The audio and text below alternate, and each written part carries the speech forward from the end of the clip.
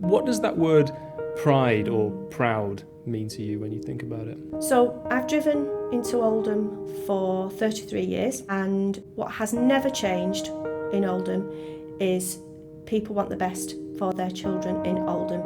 Businesses want the best for their businesses, they want to do well. The cultural side of Oldham with the theatre and the library, the best, they want to show wonderful work. I was just looking at the spindles then when I came in, with the marvellous architecture. Just people want to do well in Oldham. They're not solid days' work, solid, good people who want the best, to be their best and get the best out for their children. They want their children to move on.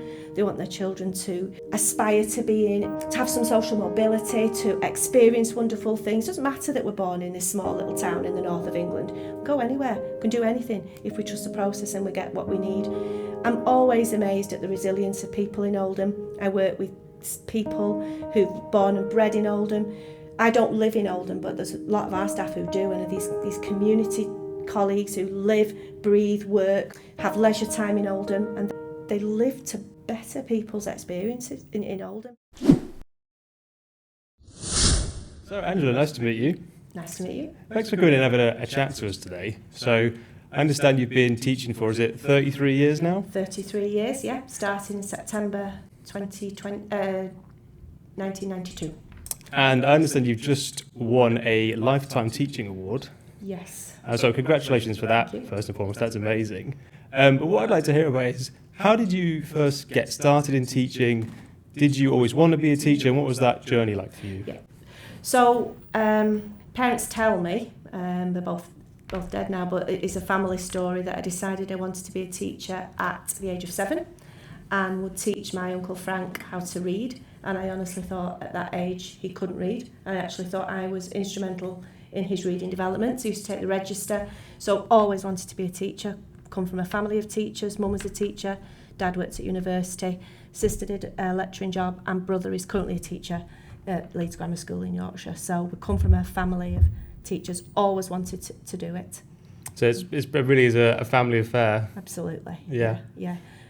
I never wanted to do anything else, and over the 33 years that I've been at Hathershaw, I've never thought I've been in the wrong job or I want to change job. I've changed jobs so many times within the school. It's kept me fresh and kept me learning, and I've stayed committed to the profession. So it's been my vocation, without wanting to sound. Yeah. Yeah. It's So you're at Hathershaw College at the moment. Have you been there for the whole? Yeah. Wow. So I qualified from university in June 92. Did a few weeks teaching at Cardinal Langley in Rochdale as just a summer job, and then started at Hathershaw. Got my job in July of that year, the final week you could be employed, and then started in the September. So I've been there right the way through. And how has that changed over your time there? In terms of the school, or in terms of my job? In terms of teaching, how have you seen the difference in those years? I mean, the world has changed a lot in 33 years. Yeah. Do you think there's different challenges now? Are you seeing a difference in the children coming through, and how has the teaching profession yourself had to adapt to that? Yeah, the landscape has changed. What hasn't changed is the commitment to children, at Hathershaw in particular, and they're wanting the best for these children the minute they come in at the age of 11 till the minute they leave at age 16. In terms of the landscape, yeah, teaching has changed. It's not changed in terms of what you do in the class. I mean, fads come and go and fashions come and go, but the sort of background of teaching, knowing your subject, doing the best for those children, meeting the needs, that has not changed. There's other distractions come in. I mean, social media, COVID, that was a real change, and different problems over time. Children, perhaps people say they become more challenging now, and I don't know whether they have or they've not. The kids keep turning up, we keep teaching them. Things have developed, technology, mobile phones, that sort of thing has had an impact. But at the end of the day, children have been children since the dawn of time, haven't they? And the children I've taught are just the same kids. They come, some of them mess about, some of them don't. They do the best, they go and they move on, and you enjoy it. There's extra distractions, but we've learned to deal with those. COVID was one, which we weathered that storm And there was good things that came out of COVID as well, the digital divide we were addressing, and that's something Oldham's very passionate about doing, addressing the digital divide.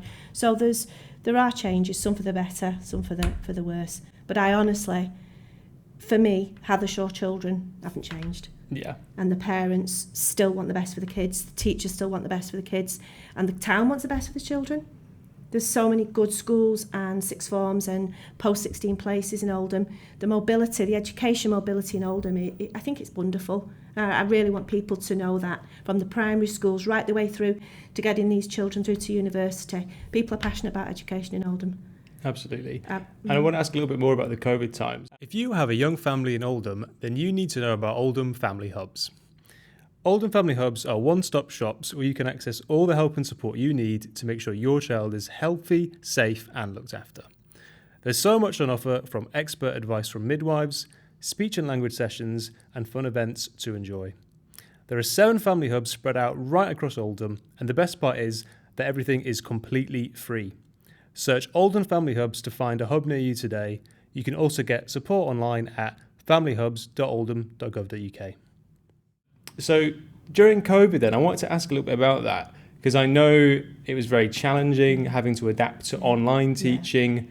So what was that like in terms of the adaptation, and are you seeing any effects now of what that was like, and how do you think schools should respond to making sure that children can leave education, with the best outcomes possible? So it was my job to, because I led teaching and learning, it was my job to, when I say overnight, that's a slight exaggeration, but not by much, overnight turn from classroom-based teaching to online teaching.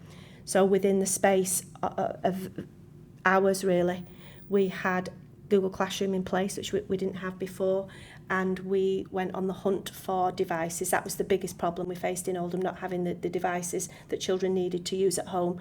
So we managed to procure nearly 500 devices in a matter of weeks, using the DFE laptops and then using other devices that we had in school and other devices that people brought in. And we just trained our staff very, very quickly how to teach online, and they raised their bar and met those challenges. I look back at that and I think, how did we go from kids coming through the door to children being at home online, and us being in school or at home wherever we were teaching, and us managing to do quality lessons, and we did. So how the positive impact of that is now we've still got all those online platforms. We've still got that ability. If a child can't come into school, or for example a snow day, we just flip to our remote education policy, which we still have. So there is every day is a school day now, because you can put stuff in your Google Classroom. That's the platform we chose, and children can access the materials wherever they are. So we've had children who've been stuck abroad. They can still access the materials. We don't do live teaching now, but we could if we needed to. So it set us up beautifully for this 24-hour school. Not that we don't want children to be working through the night, but if you did want to study at any, you could, because your materials are there. It's really advanced quite quickly in terms of bringing it into that online, letting kids be able to study wherever they are. Yeah. So it was really quite remarkable how well I think schools responded to the challenge. And I think it's, schools all over the country did it, but I certainly saw in Oldham, everyone really pulling together. They did. Their own schools. It was wonderful. It was. I mean, COVID wasn't wonderful, and the fallout for people's health. But what it made us do in Oldham, and I think we did this really, really well, was address the digital divide, which we're still addressing now. So the devices that we managed to procure at the time, 5 years ago, they're coming to their end of their life now, and we're now investing in them again so that we can give children devices to use at home, and that's something that we're passionate about at Hathershaw. We would love to be able to give every child a device to use at home. That's my dream, and it won't happen for me because I'm going in a few weeks, but some schools manage it. That would be wonderful for us at Hathershaw if every child could have a device, and then they've got the ability to work from home, do the homework, support their learning. What we do now is we have a bank of machines that we assign to children who need them and want them. But I'd love that. In September the 4th, to be giving a kid a laptop, that would be, or a Chromebook, what have you, that would be wonderful. And it set us up for that, COVID, and it set us up to be mindful. You've got uniform, you've got food, you've got shoes, but have you got the data, and have you got a device that you need, so that you are, you've got the same opportunities as children across the country. And that's something that we're not there yet, but I know Oldham's passionate about sorting as well. And that was something I wanted to ask you a little bit more around. It seems like you're very passionate about getting sort of the most out of every child, and no matter what their background. How have you been able to do that throughout your career? And have you got any stories of how you've been able to really, get the most out of every situation and really make it so no matter where a child's come from, they've got equal opportunities? Me personally? Yeah.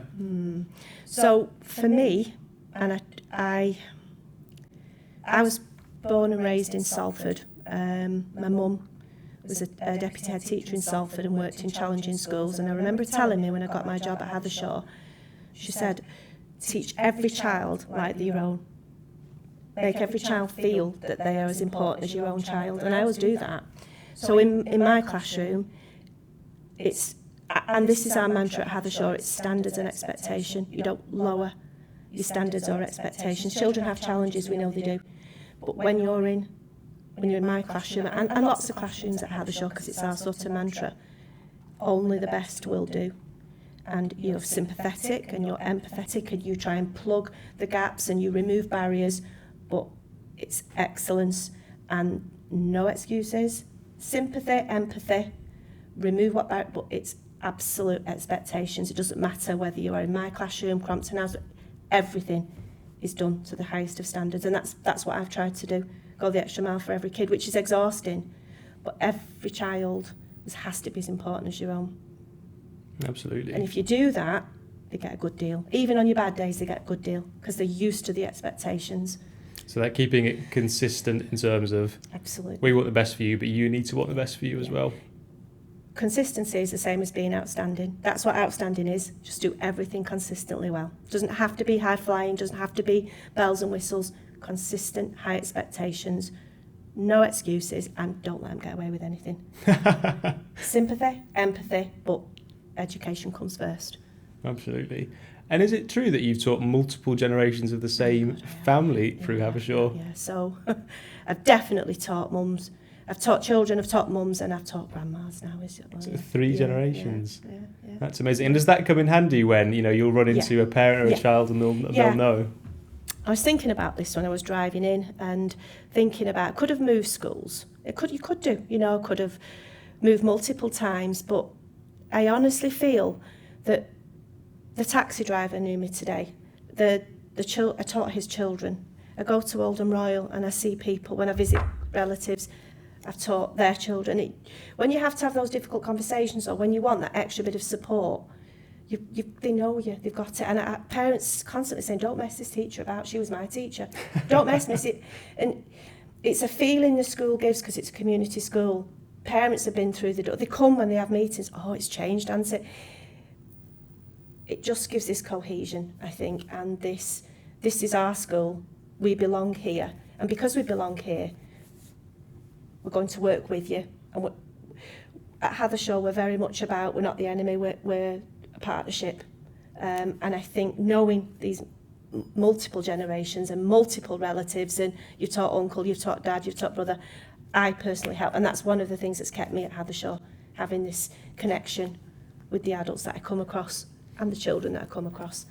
So if there's a child that needs a bit of extra attention, you can be like, look, I taught your mum, I can give her a text. Yeah. But it works the other way because sometimes it's not about this negative, I taught your brother, it's this, I taught your mum, they were brilliant, don't matter whether they were or what, taught your brother, just gives a connection, and it's all, education's all about connection, whether it's connecting with the subject matter or connecting with the adult. That's how I feel anyway. In school, our school, Hathershaw, is all about connections and belongings. Yeah, absolutely. Oh, that's amazing. So, 33 years. Yeah. And you said you're going to be sadly retiring soon. Yes. I have a quote here from Mark Giles, the head. And I don't know if you've heard this. He said, losing Angela's retirement this year will be like losing at least 2 senior leaders, such as her work rate and dedication to our children. How does that make you feel?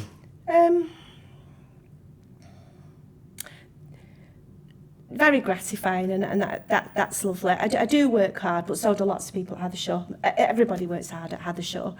I think just because I've been there a long time, because I know a lot of people, you can get an awful lot done because the relationships are already there. So you can actually get things moved on because you're not having to forge that relationship. So I do get a lot done, but a lot of people do at Hathershaw. But that's a very lovely thing for the head to say, and I will miss it. I will miss the children. I'll miss the staff. But it's time for me to do a little bit of travelling now. So I've never not been in a school in September since the age of 4. So even when I had mat leaves, I always went back. So I'm for the September. So I'm ready to just have a little bit of a break now and listen to some podcasts on things other than education things. So it's very, very lovely that of Mark, and I'm very grateful for the nomination. But I'm more grateful for the journey that they've supported me on over 33 years. Yeah, I get the sense that when I'm speaking to you that, you know, whenever you're speaking about it, you always put it back on, it's for the children. Everybody works hard. And you come across as very humble and not wanting to say that, you know, the impact you've had, but it does sound like you've had a lot of impact on a lot of children's lives. Probably because teachers do. That's why you've got to be very good at your job, and that's why you've got to want to work with children, because children do remember teachers, whether that's negative or positive, and to have a negative experience in a school or a teacher can be life-changing, and we don't want that. So I probably have had an impact on children and adults, but what Hathersshaw's done for me is allowed me to change jobs multiple times. So whereas I've had to move to a different school to change job, Hathershaw has allowed me to change job, has trained me, has invested in me. So I've been able to have an impact on a wide variety of people because they've let me change jobs. So I've worked with the food technology department, a head of department there in tech, head of department in IT, so worked with the IT staff, then changed again and became advanced skills teacher working with trainees and NQTs.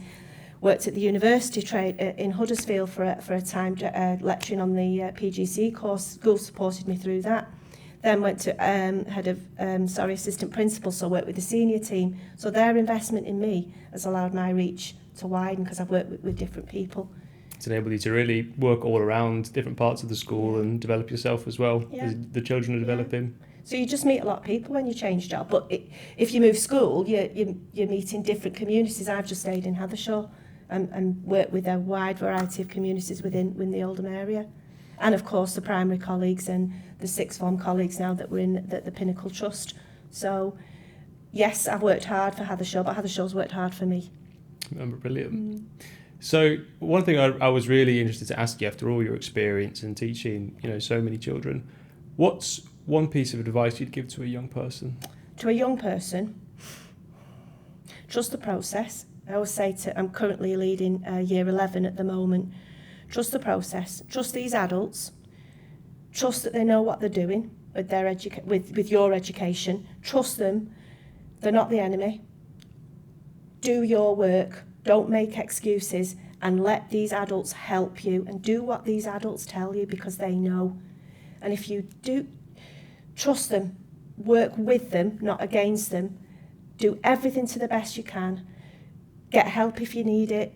If emotional help, know who to go to. Academic help, know who to go to. But trust them. And the ones that do this, the ones that work with you, they excel. And that's what we've got children, haven't we, that, you know, they come to us at 11 and they moved on to the sixth form, they're going to Oxford and Cambridge. And that's not the be all and end all, that's not for everybody. But if you trust the process and you've got good teachers behind you, you can do what you want. To have belief in themselves, no negative talk, that's the other thing. I don't want kids to have negative talk and negative, I can't do. Have a can-do attitude, but that's not enough. You've got to have the can-do attitude and you've got to trust the adults in the process. So commit to the process. Commit to the process. Work hard, no negative talk, and get help if you need it. And everything else moves around them, you know. So when you were talking, I really think that's a really good piece of advice around the negativity, because I think it's very easy to see negativity in the world. I think there's a lot of pressure on young people on social media. People are always comparing themselves.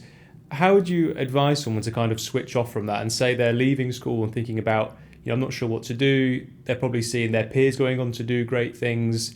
I can imagine that'd be quite anxious for them to see that.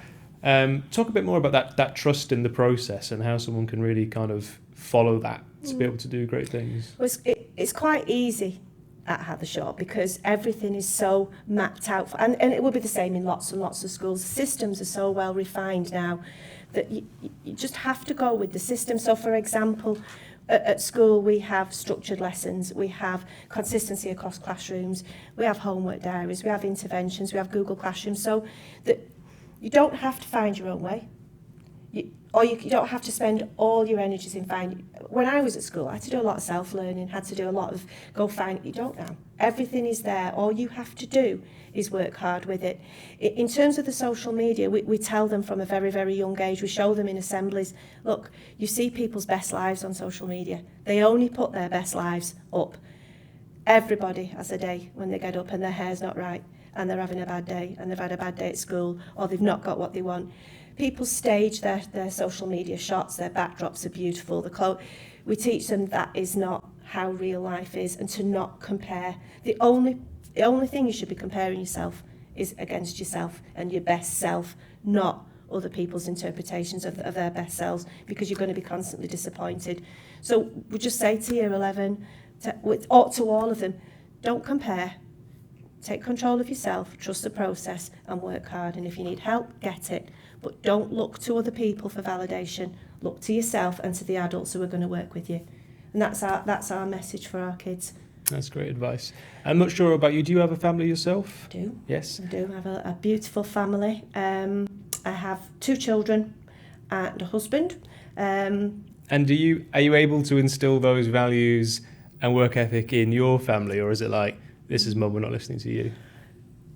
I've been blessed with my children and my husband. What I would say, I often think about this, and I do. I'm not just saying that because we're rolling now. I do spend a lot of time worrying about other people's children, and I go home and I do my work, and the kids are they're 20. They're in the 20s now. My son's at university. My daughter's an accountant. My son's learning to be a graphic designer, and sometimes they don't get the best of me because I'm dealing with Hathershaw and schoolwork. But I think they've picked up from what they've seen me do, how they've seen I am with students. They've worked hard, they've passed exams, they're doing what they want to do. So I'm hoping some of it's rubbed off by osmosis. They're their own people, but they certainly work hard. But I'm not going to take the credit for that. We all work hard in our family, but they've never... So they followed your example. It's one thing to say work hard, follow the process, yeah, and believe in yourself, but really the example is by you living it. Hope so. I think they've seen a work ethic, but you have to have one as a teacher or you don't survive. Neither of them want to be teachers, so that might they've seen you working the long hours. They don't want to be teachers, but both of them are very independent learners, and both know they've trusted their process from the schools they went to, and they're still learning now. Daughter's still developing her craft, passing all her exams, doing well in her firm, and Jude's at university and working really, really hard. So hopefully they have taken something, but they're their own people. Amazing. So you said retiring, it's going to be the 1st September, not in school. Travelling. Yeah. What are the plans? So we've just bought a camper van, and we are going to do all the travelling that perhaps people did in the gap year, that I didn't have a gap year. We're going to do that and take some time to get healthy, get exercise, do the things that you perhaps have to sacrifice now a little bit. I do, because I have to have my plans done, I have to have my lessons done, I have to have everything done in order so I can do my job the next day. So I'm looking forward to a little bit of freedom there, and perhaps not be as obsessed with education matters, perhaps more things I want to listen to, but we're definitely going to travel. And do you think you'll be able to, it's going to be a gradual switch off, or do you think you'll be able to go, I'm okay to let go a bit now? Or will you be keeping in touch quite regularly, do you think? Do you know, I don't know. I'm hoping that, I don't know. People are worried about this for me. I know they are, and I don't know. I'm just going to do my best. Got some holidays, can sort of but I'm still working. I'll still be working till the 31st of August, because teachers do. I know we're not in school, but we do work in our summer holidays as well. So I'll stay in role until the 31st of August, and then I'll just do my best to decompress and not perhaps worry about what's happening in Hathershaw classrooms or the Pinnacle Trust or what have you. Finally take some time to enjoy and explore yourself. Yeah. Fantastic. That's the plan. Well, the last question I wanted to ask, sounds like you're very proud of not only the work you've done, but proud of the children of Hathershaw, proud of your colleagues, and I think proud of Oldham as well, it would sound like, as a place that's really doing the best for children. Yeah. What does that word pride or proud mean to you when you think about it? So I've driven into Oldham for 33 years, and what has never changed in Oldham is people want the best for their children in Oldham. Businesses want the best for their businesses, they want to do well. The cultural side of Oldham with the theatre and the library, they want to do their best, they want to show wonderful work. I was just looking at the Spindles then when I came in, with the marvellous architecture. Just people want to do well in Oldham. They're not a solid day's work, solid, good people who want the best, to be their best and get the best out for their children. They want their children to move on. They want their children to aspire to have some social mobility, to experience wonderful things. It doesn't matter that we're born in this small little town in the north of England. We'll go anywhere. We can do anything if we trust the process and we get what we need. I'm always amazed at the resilience of people in Oldham. I work with people who've born and bred in Oldham. I don't live in Oldham, but there's a lot of our staff who do, and these community colleagues who live, breathe, work, have leisure time in Oldham, and they live to better people's experiences in Oldham. And I just think there's a lot of humour in Oldham. There's a lot of wonderful people doing creative things, and if you don't look around, sometimes you might think, oh, it's a bit dark over here in Oldham and it's a bit rainy, but there's actually some wonderful things happening, and our kids are doing great things. They're going on to do wonderful things. You read about them and you think, my God, they're at the London College of Economics, they're at Oxford, they're at Cambridge, they're nurses, they're doctors. It's wonderful. Yeah. So it's a positive place, and a lot of investment. Roads are being done, aren't they? Car parks are being done, buildings. It's a good place. And producing a lot of children who are going on to do great things, and absolutely. That's thanks to people like you. So thank you for that, and thank you for coming to talk to us today. It's my pleasure, and get to Oldham and get a job in Oldham. Send your kids to school in Oldham because it's wonderful. Absolutely. Thanks a lot. Okay, very welcome. Thank you.